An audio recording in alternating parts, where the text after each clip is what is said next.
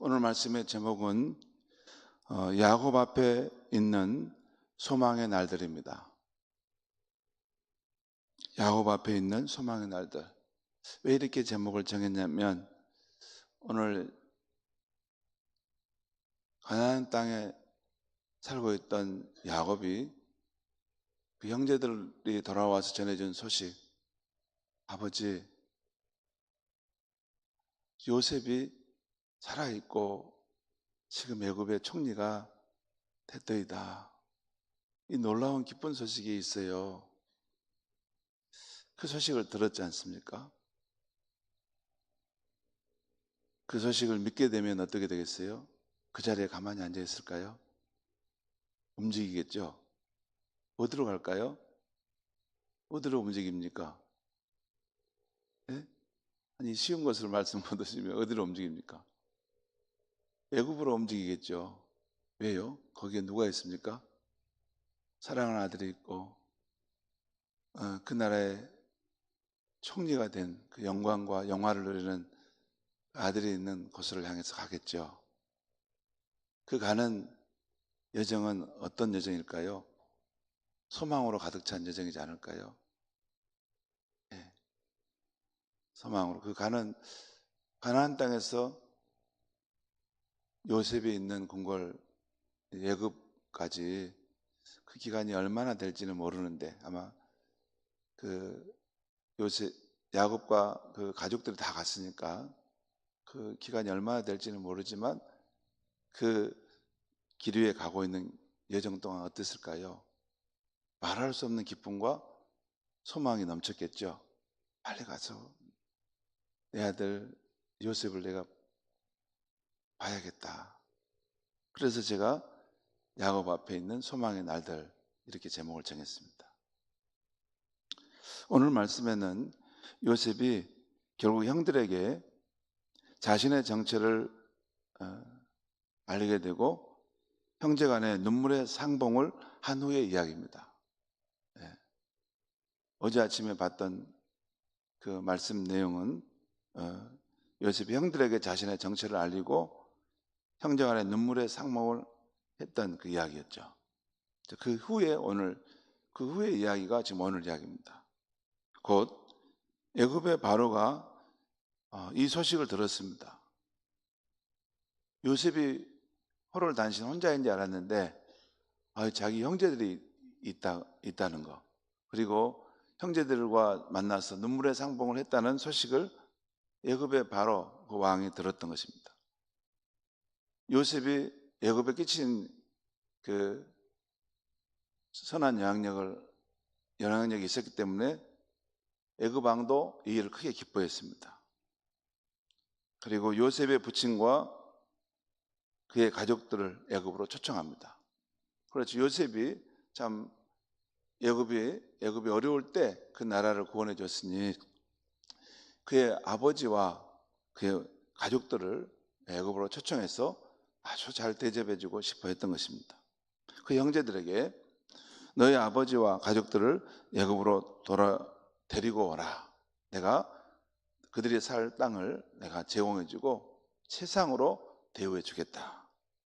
그러면서 그 가족들을 태울 애굽 왕실의 수레를 내어줍니다. 그러니까 여러분 그 애굽 대제국의 그 왕이 그것을 준비해준 진상품이면 싸구려였겠습니까? 아마 왕실에서 쓰는 최고로 좋은 수레를 지금으로 말하면 아마 벤츠 자동차 아주 좋은 차로 이렇게 준비해서 다 보냈을 것입니다. 그러죠? 그거 타고 오라고.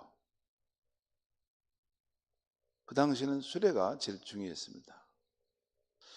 또한 요셉은 이 바로의 명령대로 실행해서 형제들에게 애굽 왕실에 좋은 수레를 내어주고 옷도 한 벌씩 내어주었습니다.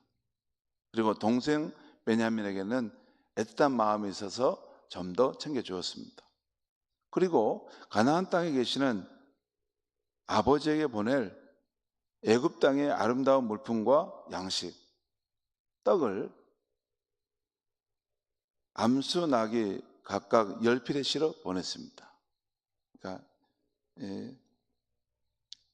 순나기에는 애굽 땅에 있는 아주 진귀한 물건들을, 그다음에 암나기 열필에는 그 곡식과 떡과 먹을 만한 그런 양식들을 가득 실어서 가나안 땅에 있는 그 아버지에게 보냈다는 것입니다.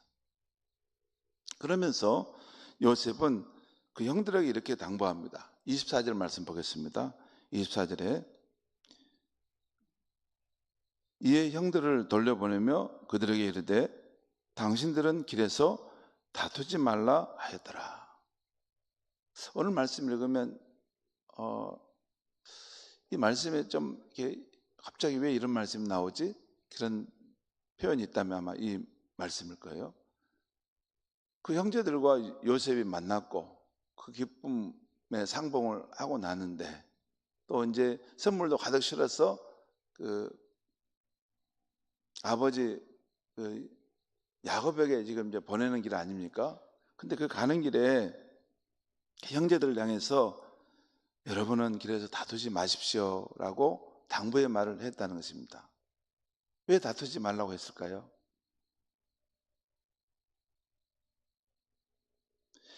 요셉이 애굽의 총리가 됐다는 소식을 아버지에게 전하는 일은 참으로 기쁜 일이지만 또 다른 한편 아버지 야곱을 속인 자신들의 죄악이 밝혀질 일 아닙니까? 그렇잖아요. 아버지한테 이전에 어떻게 말했어요? 요셉을 이렇게 애굽 종을 팔아 넘기고 또 뭐 가서 죽어버려라 이렇게 하고 그 요셉의 옷을 빼앗아 가지고 그 염소를 죽이고 그 피를 묻혀 가지고 약한 짐승이 요셉을 물어뜯어 죽인 것 같습니다. 이렇게 속여놨지 않습니까? 근데 그 요셉이 살아있고 이제 요셉을 만나게 되면 어떻게 되겠어요? 지난날 아버지 야곱을 속인 자신의 죄악들이 다 밝혀질 것 아닙니까? 그러니 처음에는 큰 기쁨으로 이제 아버지께 돌아가고 있었겠지만 아마 그런 생각들을 하게 될 때 마음이 찹찹했을 것입니다. 야, 이거 이제 아버지가 다 이 모든 우리가 지난날 속였던 것을 다 알게 될 텐데 서로 책임 공방을 할 겁니다. 그땐 그렇게 하지 말자고 했는데 왜 그랬냐? 그렇게 하면서 나는 안 그랬다. 아니 네가 그랬어. 그랬을 거 아닙니까? 너가 그때 그렇게 막 그 윽박지르는 바람에 네가 그렇게 꼭 하자 하니까 어쩔 수 없이 한 거 아니야. 그러면 서로 책임 공방을 할 수 있는 상황이었습니다. 그래서 요셉이 슬기롭게 형님들 지나간 일의 잘못을 들춰내지 말고 서로 정죄하지 마십시오. 그런 의미의 다투지 말라는 이야기입니다. 아무튼 가나안 땅으로 돌아온 요셉의 형제들은 아버지에게 자신들의 애굽에서 보았던 그 놀라운 일을 전한 것입니다. 아버지 요셉이 살아있고 더욱 놀라운 것은 애굽의 총리가 됐어요. 총리가 되고 그 나라에서 가장 존경받는 그런 어른이 돼가지고 정말 아버지 우리 집에 그런 아들이 생겼다는 동생이 너무나 자랑스러워요. 아마 이렇게 말했겠죠. 그런 내용이 26절, 28절에 나와 있습니다. 제가 한번 읽겠습니다. 26절, 28절. 26절에 알리어 이르되 요셉이 지금까지 살아있어 애굽 땅 총리가 되었더이다. 그런데 야곱이 그들의 말을 믿지 못하여 어리둥절하더니, 여러분 야곱이 그 말을 믿을 수 있었겠어요? 너무 믿지. 야 이게 지금 이 얘들이 어렸을 때부터 한 번씩 거짓말하더니 진짜 또 나한테 거짓말하는가? 그래서 믿지 못했다는 거예요. 그 말을 의심하고 믿지 못하고 정신이 나간다 충격을 받았다 그 말이에요. 어리둥절한다면 공동번역과 표준세번역 보면 정신이 나간다 됐다는 거예요. 정신이 나간다. 충격받았다는 거죠. 이때 야곱이 받은 충격은 아마 두 가지일 것입니다. 첫째는 요셉이 살아서 애굽의 총리가 되었다는 소식이었을 거고, 두 번째 충격은 지난날 그 아들들이 자신을 속였다는 충격이었을 것입니다. 그러겠죠? 요셉이 살아있어서 총리가 되었다는 것도 충격이지만 지난날 그 10명의 형제들이 다 한 통 속에 돼서 자기를 속였다는 거죠. 악한 짐승이 물어 뜯어 주겠다고 말했지 않습니까?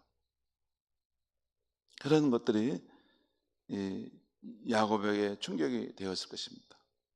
자, 27절 보겠습니다. 그들은 그 형제들입니다. 그 형제들이 또 요셉이 자기들에게 부탁한 모든 말로 그에게 말하니 그 아버지 야곱에게 말하며 그들의 아버지 야곱은 요셉이 자기를 태우려고 보낸 수레를 보고서야 기운이 소생한지라. 그러니까 어떤 상황이 되었어야 기운이 소생했다 했어요? 요셉이 자기를 태우려고 보낸 수레를 보고서야. 여러분 잠깐 또 보시죠. 아마 야곱이 그 형제들의 말을 들을 때 처음에 잘 안 믿었을 거예요. 뭐 말도 안 되는 소리를 하냐? 또 나를 늙음하게 나를 왜 이렇게 또 그 나를 혼을 빼려고 거짓말을 하느냐?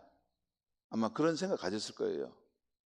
그런데 보니까 그 애굽에서 온 물품 또 이제 그 양식을 보니까 이게 어떻게 갑자기 이런 거 생겼지? 근데 그거 돈 주고 사온 것이라고 생각할 수 있었어요. 근데 애굽에서 특별히 왕실에서 보내온 수레를 보니까 이건 뭐 돈 주고 살 문제가 아니라 진짜일 수밖에 없는 상황이에요. 그렇죠, 여러분. 그 당시 애굽의 바로는 대제국의 황제입니다. 그가 보낸 수레는 최고의 진짜 벤츠라든가 최고의 좋은 차를 지금 보낸 거예요. 근데 그걸 보고 만져보면서 이거 진짜 실제인가 보다 아마 그런 생각을 했겠죠. 그 말이에요. 여기 보면 야곱이 요셉이 자기를 태우려고 보낸 수레를 보고서야, 그 말은 수레를 보고서야 제정신이 돌아와 그 상황을 인지했다, 이런 뜻입니다. 야, 이게 진짜인가 보구나.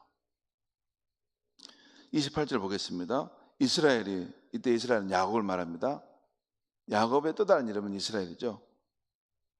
야곱이 이르되 조카도다.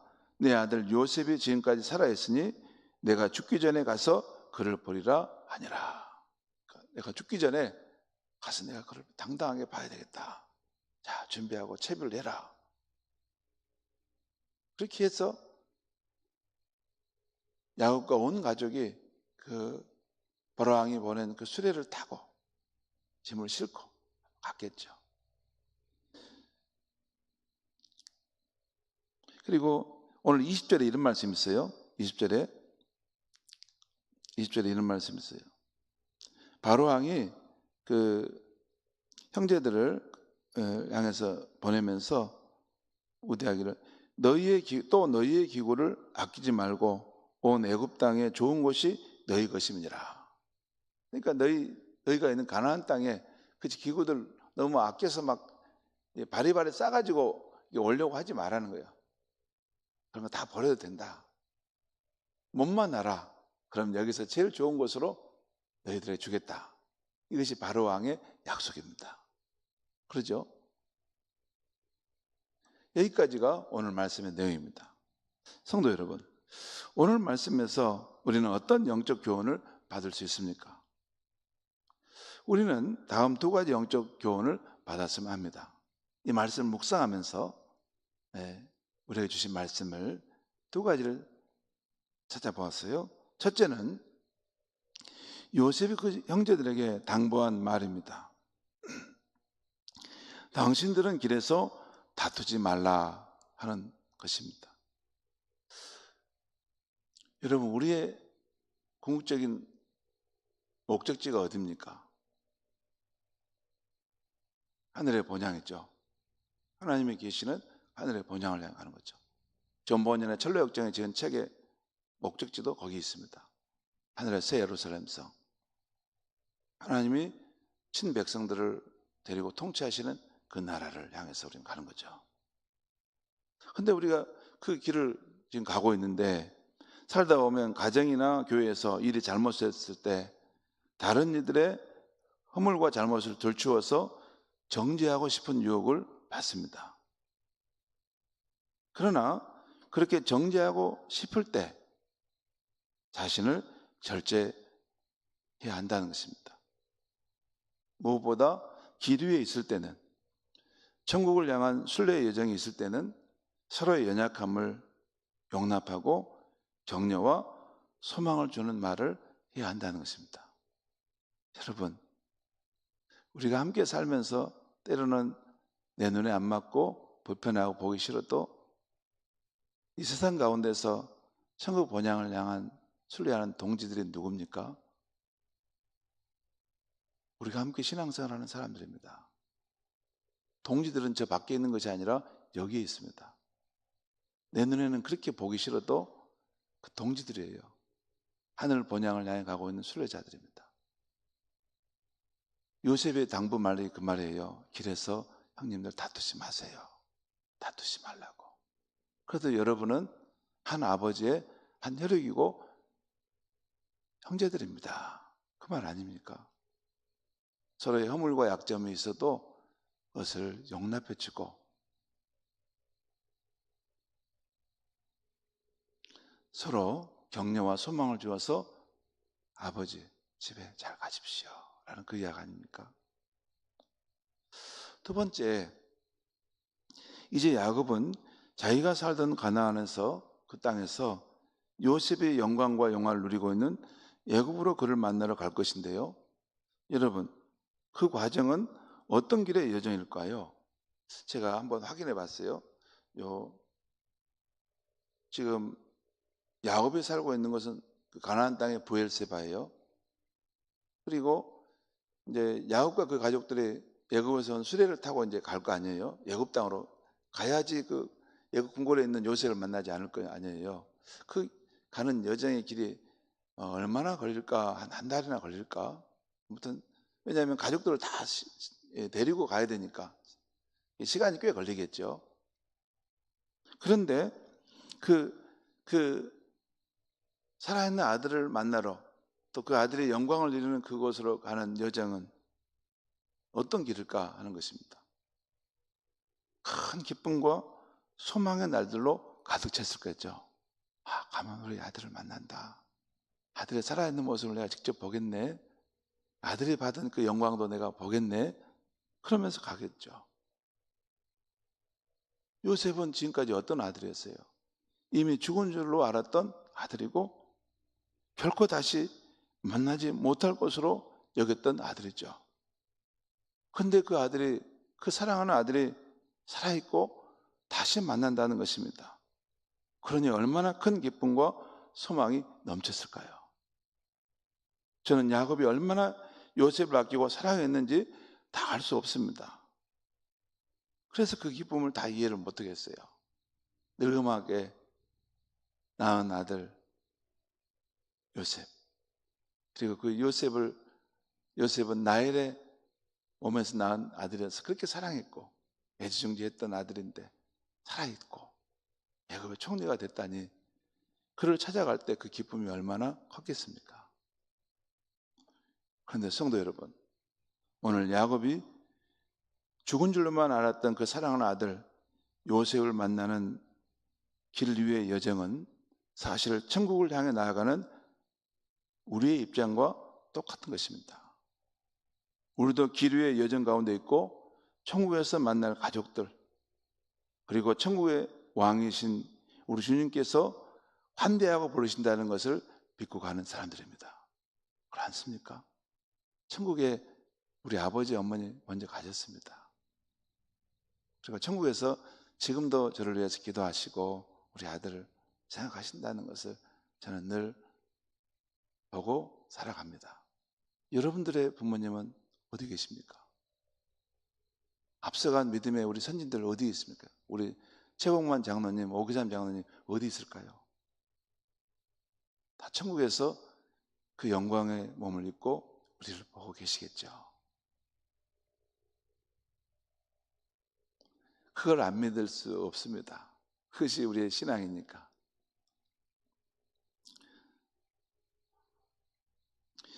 오늘 이 야곱이 소망 가운데 그 길을 갔던 것처럼 우리도 도착할 그날에 만날 큰 기쁨과 소망을 안고 나아가는 길이죠.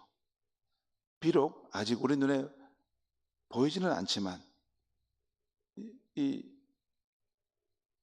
야곱의 입장과 똑같아요. 가나안 땅을 걷고 있을 때는 애굽에 있는 그 살아있는 요셉과 그 영광을 보지 못하고 있죠. 하지만 언젠가는 반드시 보지 않겠습니까? 여러분, 우리도 지금 우리 눈에 보이지 않지만 그곳에서 분명히 우리를 환대하실 천국의 왕이신 예수님이 계실 거고, 또 앞서간 우리 선진들이 영광의 모습을 입고 또 우리를 기다릴 줄 믿습니다. 그럼 우리는 이 현실의 길에 뭘 보고 갑니까? 뭘 보고 가냐면요, 그 바로가 보내준 그 수레를 타고 가잖아요. 수레 타고 가죠. 정말 내 아들이 살아있고 또 애굽의 총리가 됐을까 의심스러우면 그 수레를 만져보면 돼요. 그 수레는 어디까지 갈까요? 야곱의 아들이 있는, 요셉이 총리로 있는 거기까지 그 수레가 들어가겠죠. 우리가 타고 있는 수레도 천국의 그 본향까지 들어갑니다. 그 수레가 뭡니까? 하나님의 말씀인 이 진리의 성경이고, 또 우리가 받은 거룩한 성령이고, 또 저와 여러분이 받은 예수님의 생명입니다. 거듭난 생명. 이걸 가지고 이 현실의 어려움을 우리가 극복해 가면서 하늘 본향을 향해서 큰 소망을 가지고 가는 것입니다. 물론 그 가운데 아주 중요한 한 가지가 있습니다. 신앙의 공동체입니다. 신앙의 공동체. 신앙의 공동체도 현실에, 이 각박하고 어려운 현실에 우리가 서로 의지하고 함께 힘이 되고 하늘 본향을 향해까지 나아가는데 한 수레가 됩니다. 왜냐하면 이 신앙의 공동체가 다 어디까지 가요? 천국까지 가죠. 천국까지 가는 신앙의 공동체 아닙니까? 천국까지 가는 신앙의 공동체가 아닌데 우리가 왜 이렇게 힘을 썼습니까? 천국까지 갑니다. 우리가 그 수레를 타고 함께 가고 있는 것입니다. 성도 여러분, 우리 앞에 그 하늘 본향의 그 실체가 아직은 다 안 보이지만 우리가 가고 있는 길은 그 사랑하는 우리 주님이 통치하시고 계시는 그 나라, 또 앞서간 우리 선진들이 영광을 입고 있는 그 나라, 그것을 향해서 저와 여러분이 가고 있는 길 위에 있다는 것을 잊지 않길 바랍니다. 수레를 꼭 붙들고 끝까지 가는 것입니다. 기도하겠습니다. 하나님 아버지, 오늘 하나님 말씀을 들려주었습니다. 죽은 줄만 알았던 그 사랑하는 요셉, 너무나도 놀랍게 이제는 영광의 몸을 입고 있다는 것을 알게 된 야곱이, 그래, 내 아들을 만나야 되겠다. 내가 반드시 가서 그곳에서 내 아들을 만나야 되겠다 하는 그 말할 수 없는 기쁨과 그 소망을 안고 나아갔던 것처럼 우리도 지금은 눈앞에 확실히 보이지 않지만 그 천국에서 우리를 사랑하신 만왕의 왕이신 예수께서 우리를 환대하고 기다리고 계시고 앞서간 믿음의 선배들이 그곳에서 반드시 우리를 기다리고 계신 줄 믿습니다. 하나님 아버지, 이 땅에서 아직 우리가 길을 가고 있지만 그 도상에 있지만 우리가 서로 사랑하고 또 서로를 세워주며 함께 믿음의 여정을 갈 수 있는 우리 교회가 될 수 있게 하여 주시옵소서. 그리고 천국에서 우리에게 보내준 수레들을 우리가 의지하고 그것을 통해서 힘을 얻어서 하늘 본향 그 천국에까지 우리를 인도할 그 수레를 타고 하나님 아버지께 우리 주 예수님 앞에 그 영광의 그 나라에 도착할 수 있는 온 성도님들 되게 하여 주시옵소서. 예수님의 이름으로 기도합니다. 아멘.